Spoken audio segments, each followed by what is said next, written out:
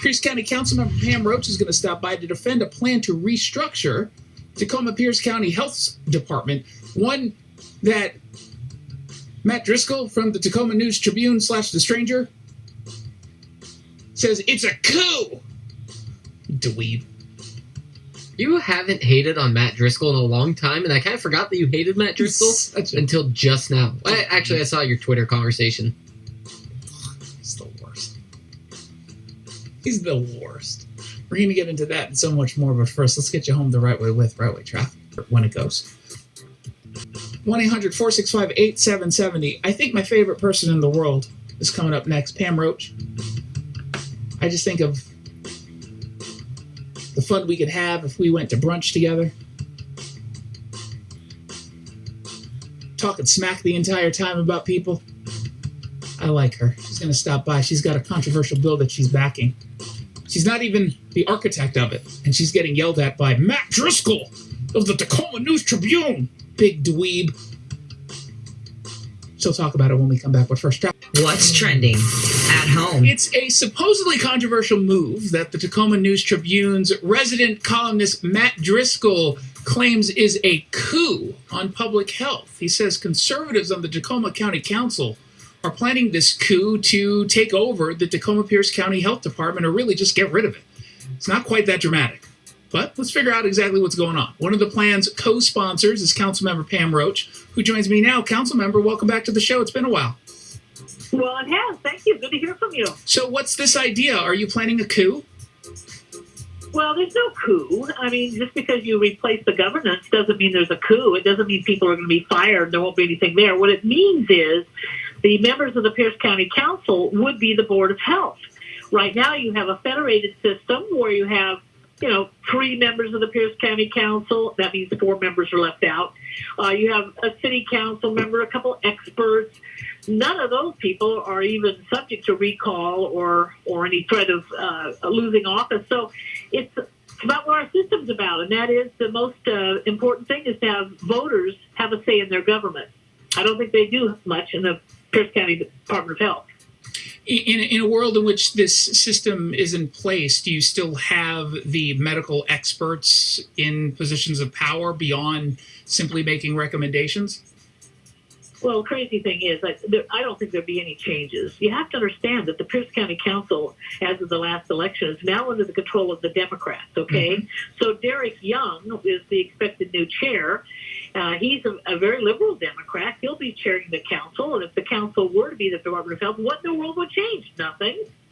So I think he's really just backing his friend, Dr. Chin, who runs the place right now. And, somebody has to run it. I don't think that entity would be the county council. They hire somebody, but they are the ones responsible for how things run. What got you guys thinking, okay, right now is the time to make this change? What was the impetus? Okay.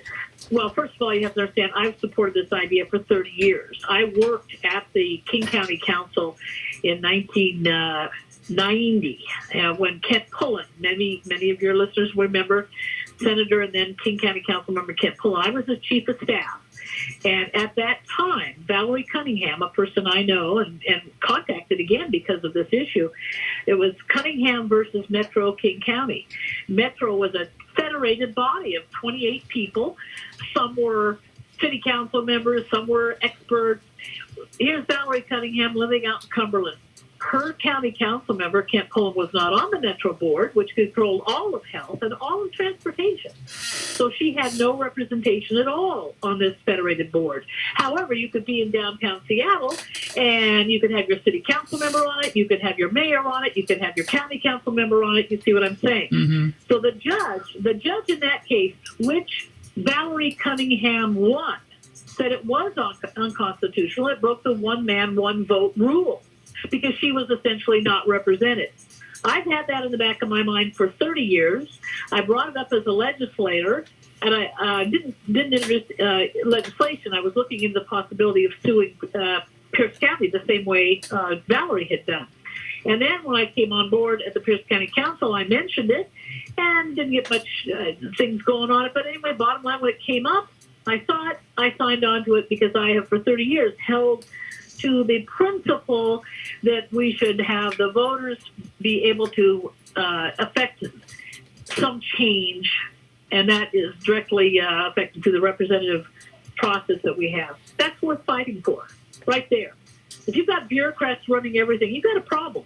And that's the way it is here. You got all these regional councils, and none of these people are accountable to the people when you think about it.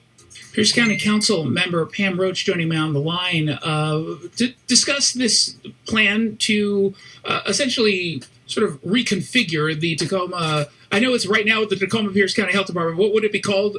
Would that even change?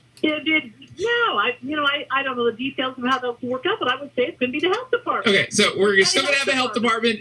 Instead of its current way it's run, it would have the actual county council be the board, so that the folks who live in Pierce County actually get full representation on this board, rather the way that it's done right now, where the criticism coming from Councilmember Roach and others is that not everyone is actually getting represented by the people who are making these decisions on the various public health guidance that's being given during a COVID crisis or any crisis. So let's talk about whether or not you believe this is going to make Pierce County safer. I know that you believe that it's going to ensure that more people will actually be represented, and I think you make a very, very strong case. Do you think this makes Pierce County safer? Well, I do, because it's going to allow the people to have more input into what's going on. Right now, nobody knows what's going on. I am one of the 4 council members who's not been, selected. It's like you have a 2-tier council, those that are on the health board and those that aren't, okay? So if you're not following all the details of what's going on. In this fashion, citizens can be the watchdog for the Department of Health. And I think that's important. That this really is very difficult to have occur right now. But remember, I'm not the one who had this bill drawn up. It was actually the chair of the council, Doug Richardson. He brought it up. I saw it. I liked it. I signed on. And then what happened? Well, I think he took his name off. And now what's he doing? He's offering an amendment that would have this take effect in January of 2022, essentially killing the bill. So he's writing an amendment that would kill his own bill. So I don't know. I may take my name off of it and say, you know what, Doug, if you can't stand up like Pam Roach is doing for a principle, then I don't know what. I don't know what. You're obviously not moving forward with this. So why not just introduce the bill yourself? Just take the same exact text and just put your name on it. Well, obviously, if the chair is changing his position, which it looks like he has, I can't speak for him, but when you offer an amendment that would delay for a year and you're coming into a Democratic council, a liberal one, the incoming chair doesn't even like the concept, pretty much it's not going to go forward in the next year. Yeah. So he's making moves to kill his own bill. And so do I want to be a part of that? Doug, you put it together. I agreed with you. Then you abandoned ship. Or plane. I guess he was a general in the Guard. Go figure. You got to be able to stand up for principles that you believe in. Now, maybe his motivations were different than mine. Mine are based over 30 years of elective experience and wanting the people to have more say, not less. Well, we're going to reach out to him. We'll hopefully have him on the show on Monday, and we'll put that question to him.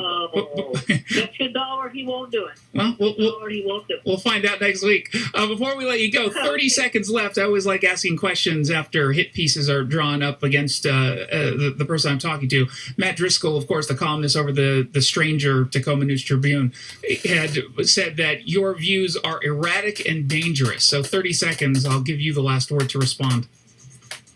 Well, the News Tribune, which used to be the more conservative of the two, between the Seattle Times, has gone way far to the left.